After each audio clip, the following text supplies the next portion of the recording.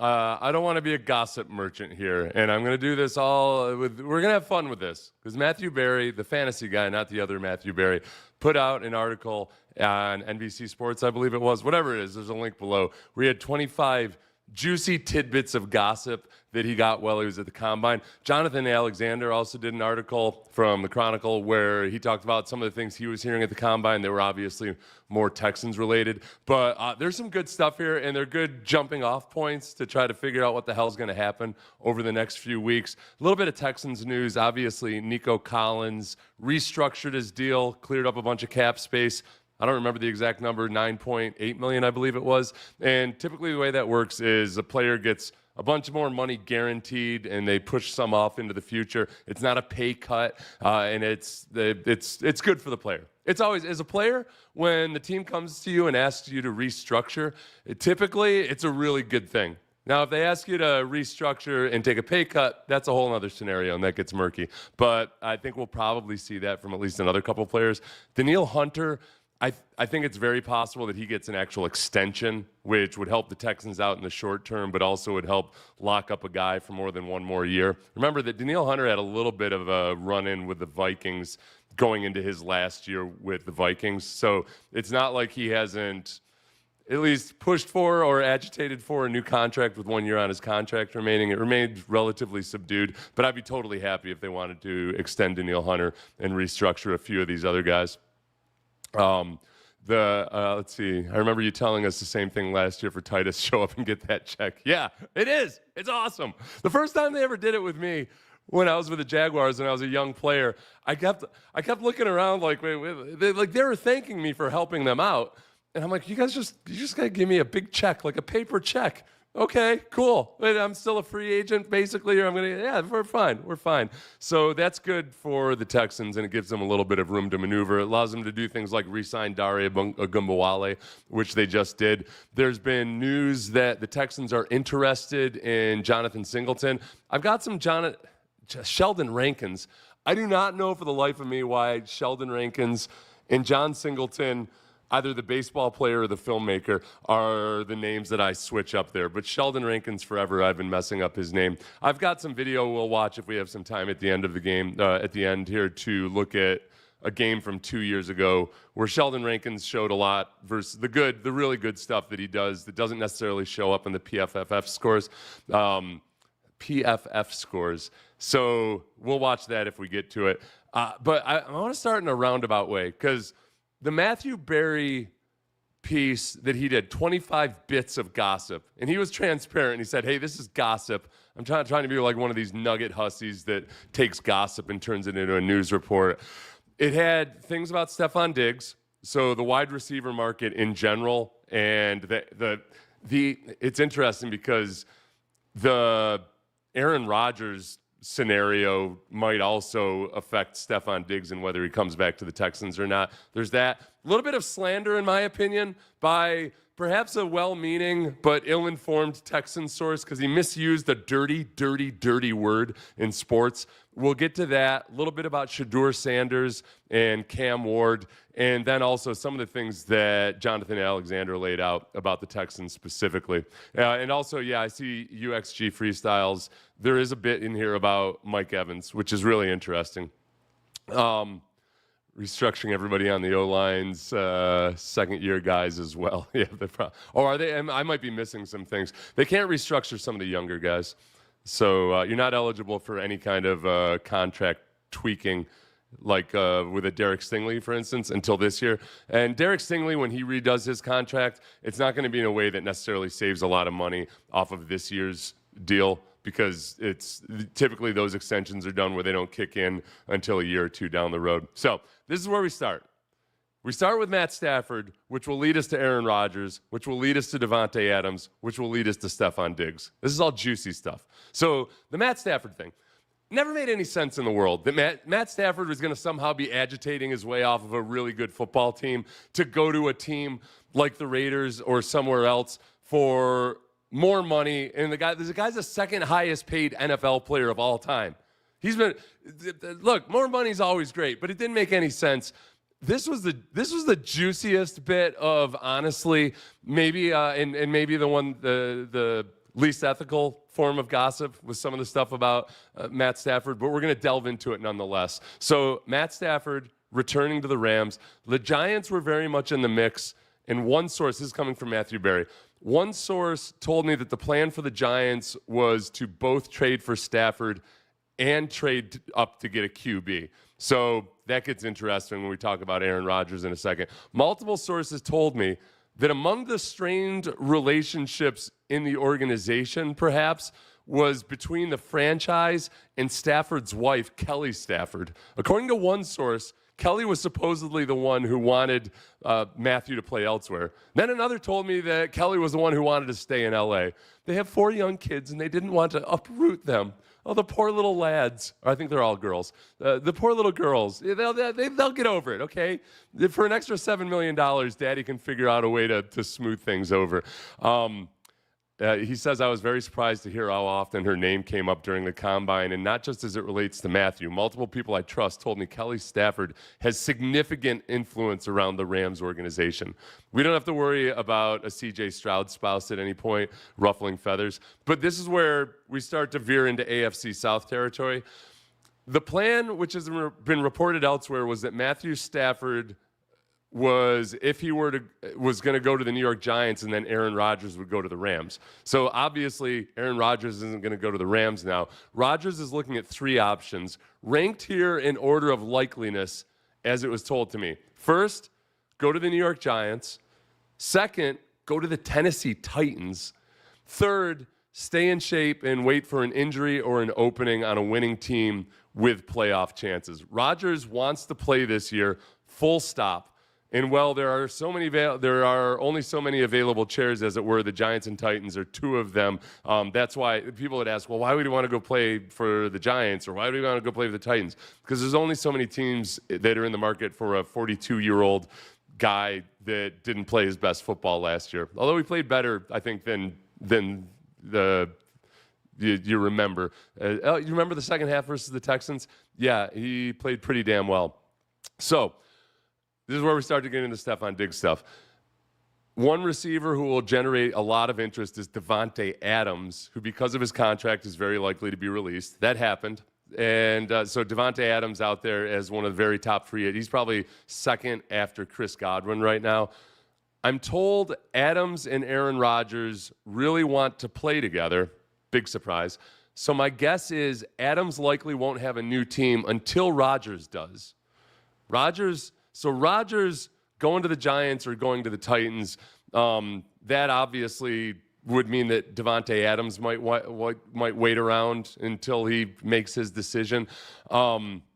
And then the other option is that if neither of those two things happen, then Aaron Rodgers is going to sit and wait, and maybe wait for a better opportunity, maybe closer to training camp after his trip to Egypt this year, wherever he decides to go in the world that he can't pay the cancellation fees are. So that's where the fact that Stefon Diggs is in the situation he's in, where he's coming off a torn ACL. He's going to be 32 years old. He's got a little bit of a civil lawsuit thing going on right now. He's suing a couple of women who have alleged things against him, and it's a he said, she said situation. It makes him, as an aging wide receiver who's also injured, is one more thing where I think teams might want to wait a little bit. But the wide receiver market is where I'm not so sure that we can afford to sit and wait to see if Davante Adams wants to go with Aaron Rodgers wherever he goes, or if Stefon Diggs wants to just wait until circumstances are better. Just to lay it out for you, this is the wide receiver market right now. It's just random rankings tend to go this way of the free agents. It's Chris Godwin. He's at the apex by far. Davante Adams. Then Stefon Diggs, Amari Cooper, Keenan Allen, DeAndre Hopkins, Marquise Brown. You look at those top 7 guys, and 5 of them are coming off of 1 year or less with the team they were on. They're not highly coveted commodities, and yet they're at the top of the wide receiver free agency market. And this means, It means that in the draft, I think it's going to be really active for wide receivers, but it also makes it a lot more competitive to go after these guys. The tidbit that Matthew Berry had about Stefon Diggs, They like him. This is the Texans. He says the Texans, quote, like him and want him back, but talking with the team's source, despite Diggs being over 30 and coming off a serious injury, there's a real market for Diggs out there. As a result, the team may not be able to bring him back. My source tells me it's 50-50 if Diggs is back in Houston. The point is there is a market for Stefon Diggs. And if I look at the free agency market right now, obviously wide receiver is nothing all that tantalizing or enticing. Chris Godwin obviously is very enticing. I don't think the Texans don't need to be in the market for a Chris Godwin right now. There was a stat that somebody put out a couple days ago, and it pointed out of the 7 teams that paid 2 wide receivers $20 million or more last year. So if they had 2 receivers on their market on their team that made $20 million or more last year, there was the Eagles, obviously, with Devontae Smith and A.J. Brown. They did pretty damn well. Amongst all the rest of them, the other 6, only one of them won a playoff game, and that was the Houston Texans. You've got Nico Collins. You don't need to be in that high-priced Chris Godwin market.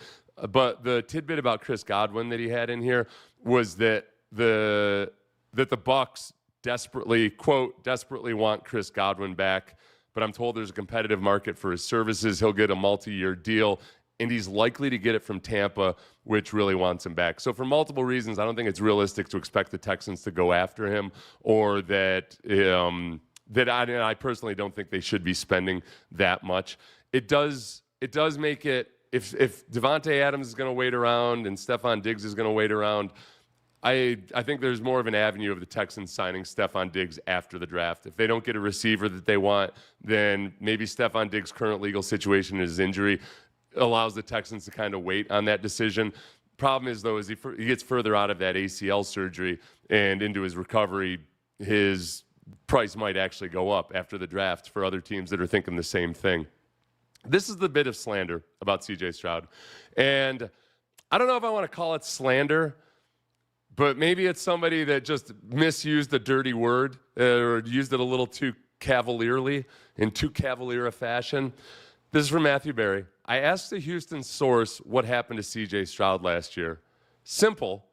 The offensive line was bad, and then he got the yips.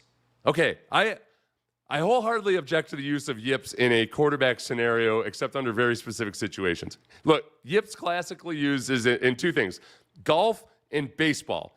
And in golf and baseball, when a guy has the yips, he doesn't have 800 pounds of angry human beings coming down on him at any certain point in time. They don't face a pass rush, all right?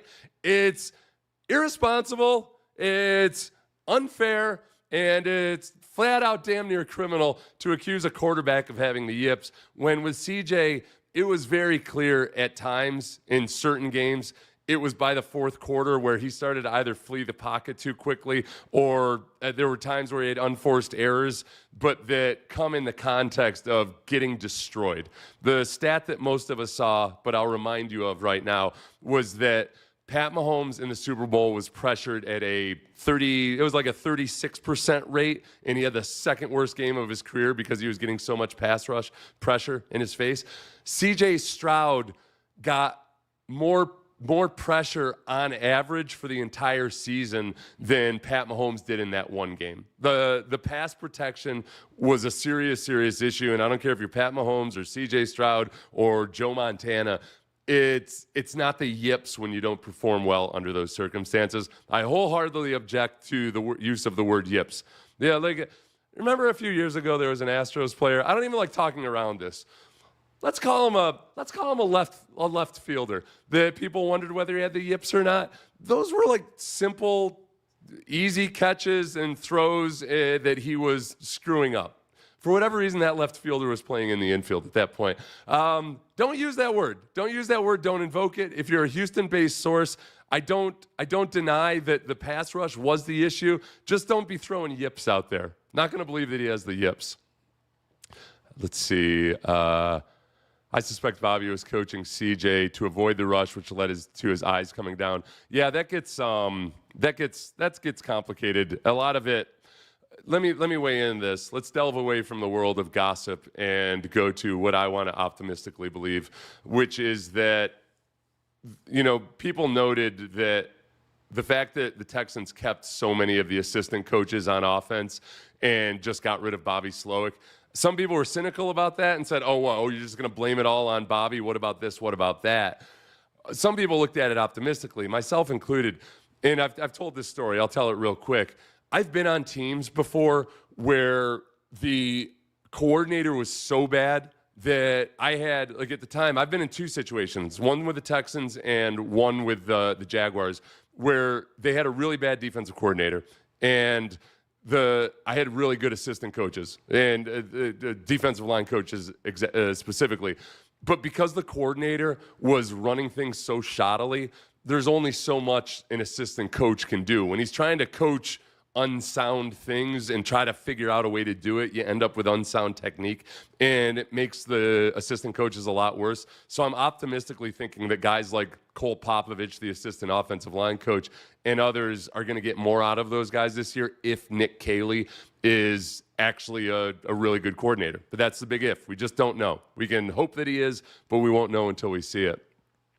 We'll get to some NFL stuff. I want to get to Jonathan Alexander since as the YouTube stats always cruelly remind me, my audience is almost exclusively Houston Texans. Whenever I try to do anything outside of the Texans, it doesn't look so hot. So Jonathan Alexander, and I think I heard this from Aaron Wilson at the same time. I don't remember who had it first, but said that the team has interest in Sheldon Rankins, and Sheldon Rankins is open coming back to the Texans. And they can talk to him right now because he was released by the Bengals, so he's been a free agent, so there's no tampering or anything like that.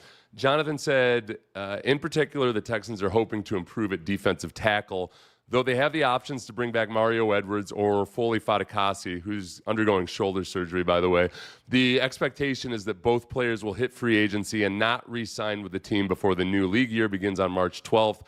The Texans think they can improve in that area. They likely have at least two new players to pair with Tim Settle Jr. So that's his expectation, is that they maybe sign one in free agency and get a guy in the draft. I'd be A-okay with that. As far as Sheldon Rankins goes, I've always felt like he's a guy who plays much better than the PFF scores would suggest. That I do feel PFF, the way they score things doesn't quite match up to my eyeball test with the way the defensive tackles are playing with the Texans at any given time. Just as a reminder, like, here's Sheldon Rankins. This isn't the one that, All right, he's a left defensive tackle in most of these. I've got another one where it's circled, but like he played 48 snaps in this game against the Saints. So watch him at left tackle again. He gets really good push, whether or not he's getting a pressure or a sack on a given play. Left defensive tackle again, just like hustle into the sideline, forces an errant throw or a throwaway. Hump back into the middle. Here he is at left defensive tackle. This one I like because watch this. Quarterback starts to flush. Oh, this one, he scrambles again. That's something that the defensive tackles struggled to do this year, was contain when the quarterback was flushed. I think Sheldon Rankins is good at that and would be an improvement over Mario Edwards and Foley Fatukasi. Left defensive tackle again here. Oh, I like this one because, look, like he started to rush to the left. This is a D-line nerd in me appreciating this. Talk about disciplined pass rush. He starts to go to the left. You know what? He feels like he could have a window there, but he's also, in this play, the defensive tackle that's responsible for staying in the center of the pocket so other guys can rush freely. And he just consciously comes back and tries to get himself in a better position. So there's some negatives about him, like he's not a classic run stuffer physique whatsoever, or even just like a sturdy run stuffer, dual threat type of guy. But I think he would be an upgrade over the other two guys. He had viral meningitis last year. Nasty stuff. Let's see. This is what Jonathan Alexander had to say about Stefon Diggs.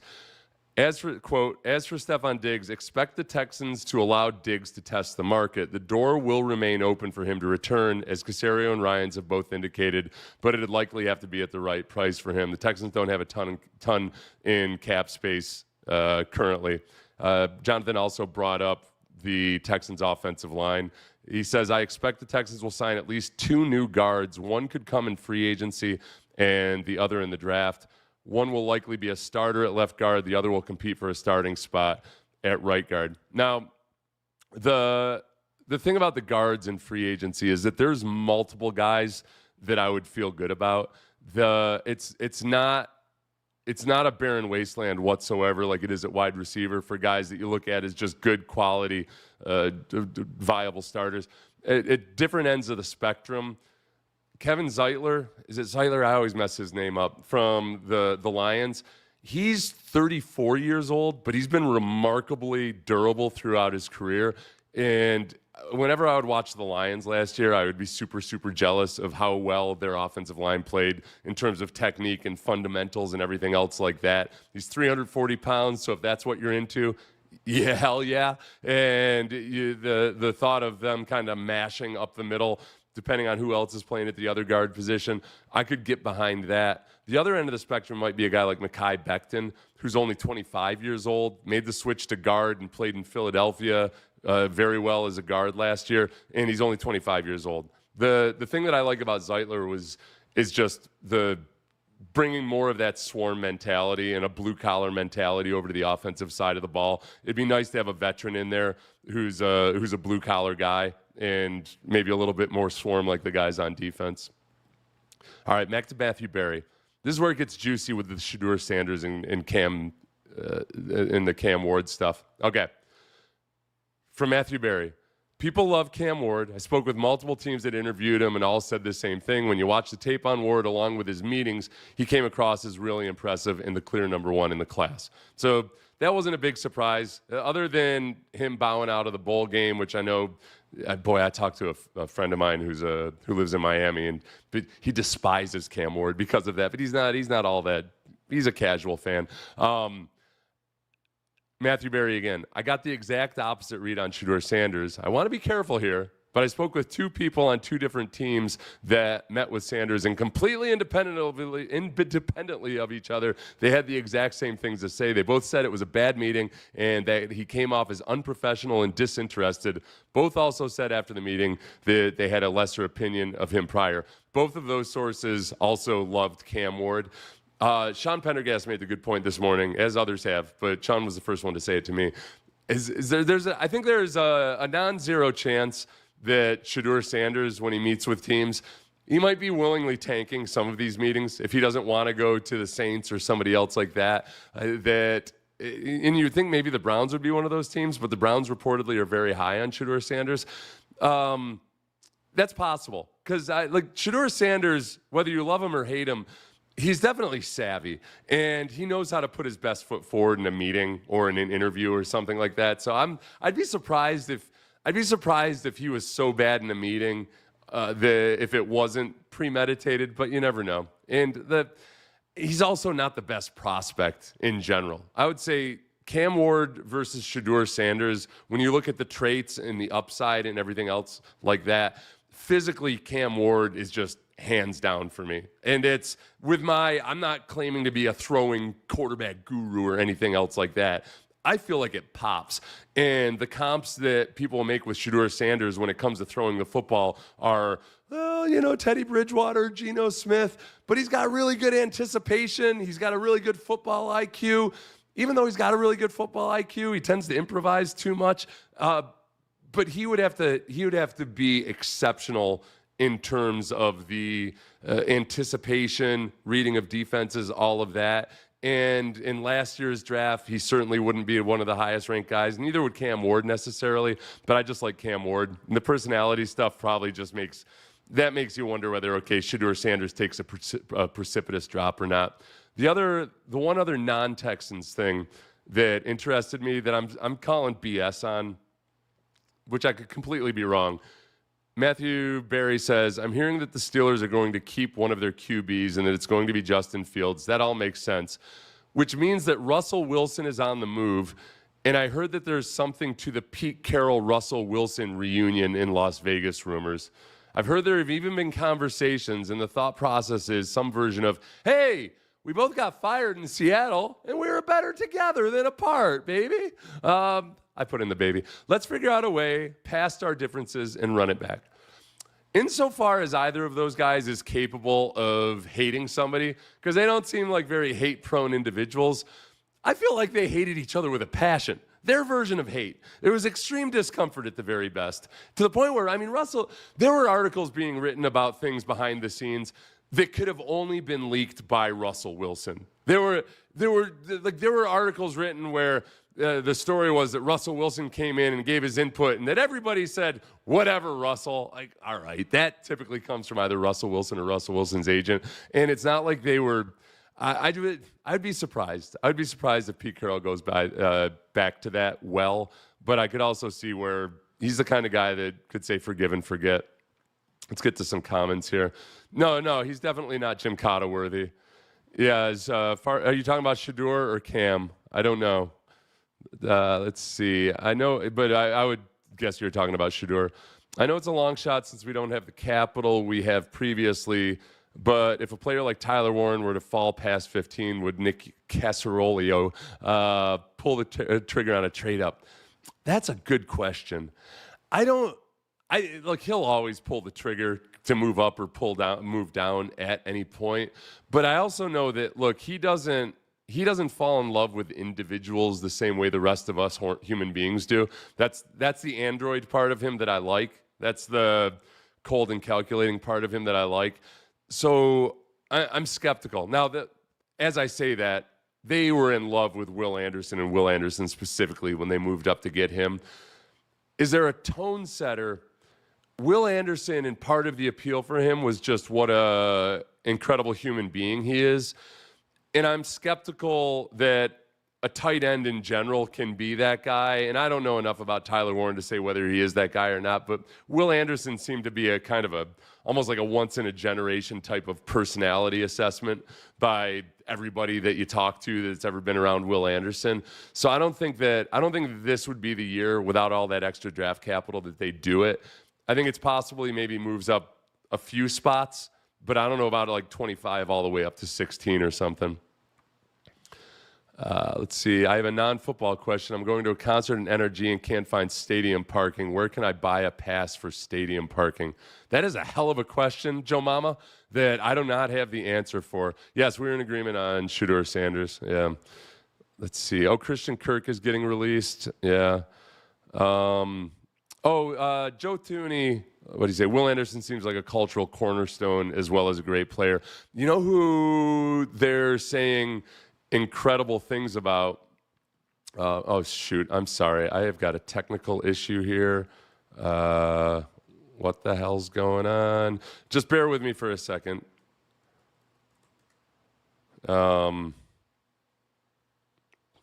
Keep bearing. Somebody said something about we were talking about defensive linemen earlier. In all the mock drafts, it seems to be the same group of guys going to the Texans. Walter Nolen came up today, the defensive end or defensive tackle from Ole Miss. This isn't what I'm planning on talking about. Don't worry. And I was excited because he's got a lot of violence to him. He's got a lot of the things that you really like and look for. First and foremost, one of the things I like most about him is that he looks like he hates offensive linemen, which is something I'm very much a fan of, hating offensive linemen. But as soon as I said that, somebody I know that follows these guys and breaks down film a lot more intently than I do said that he's not so sure that he swarm all the time. So I'm waiting on that. I'm not quite sure about that. Oh man, can you guys still hear me? Just please let me know if you can still hear me. I felt dry. Okay. All right. Okay. I think I'm good. Let's see. You can hear me. So, son of a bitch. Okay. Here we go. Tyler Booker. Tyler Booker seems to be one of those guys that people gush about in terms of doing everything the right way, and he's played under both different coaches at Alabama. He gets high praise from them. I was happy to see that he had a disappointing combine performance because I don't worry about it with guards as much.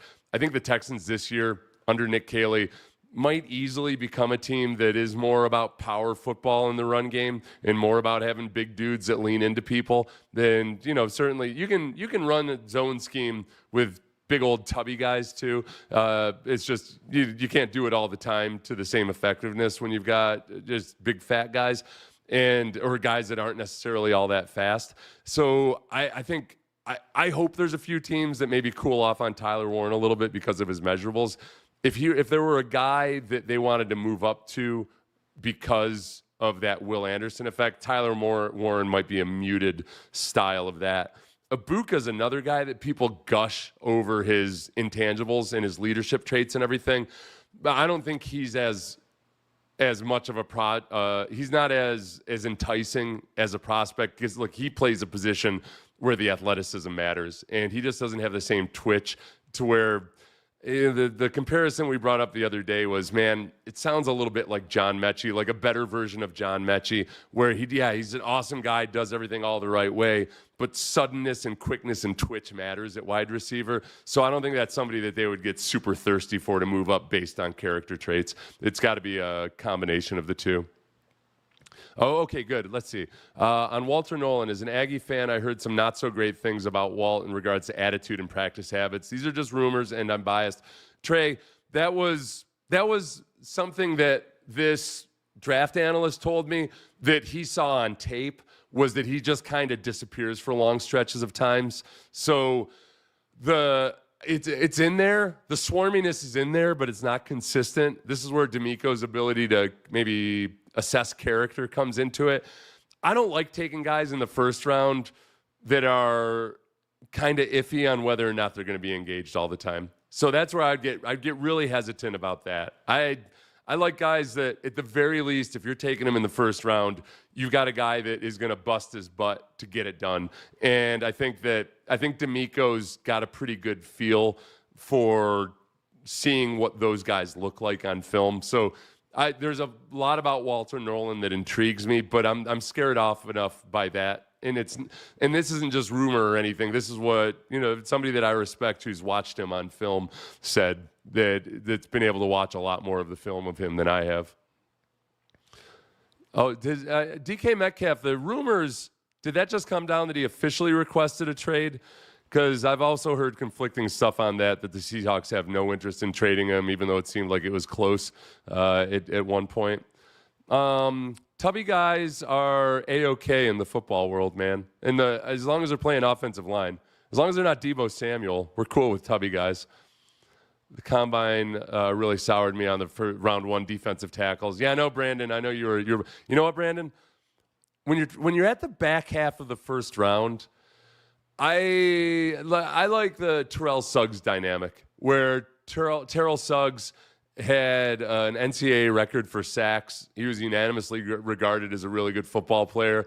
Ran a bad 40 at the combine or in his personal workouts, and a lot of people soured on him. And then lo and behold, who takes him? The Ravens. Because they do that with guys? They do it with guys like Kyle Hamilton, too. The Ravens have so many guys that they've gotten at a discount because they were poor testers, because they don't run well at all when they're not chasing a football. It's like if you had a greyhound, a racing dog, that was no good in an open field when it wasn't racing against other people. Who cares? It's something you got to look at, and you got to cover your blind spots. But it's always interesting. Like Kyle Hamilton, one of the things about his 40 time was if you go back and actually watch Kyle Hamilton's 40, you could tell that he was horrible at running the actual 40, the technique that it takes. It was like he ran 42 yards because he was going like a zigzag fashion, and his form and some of the technique he used at the start, it was just a mess, but he was fast on film. So I'm good with it. Okay, so DK Metcalf officially requested a trade. Ooh. I think he's going to be out of what the Texans are interested in in spending.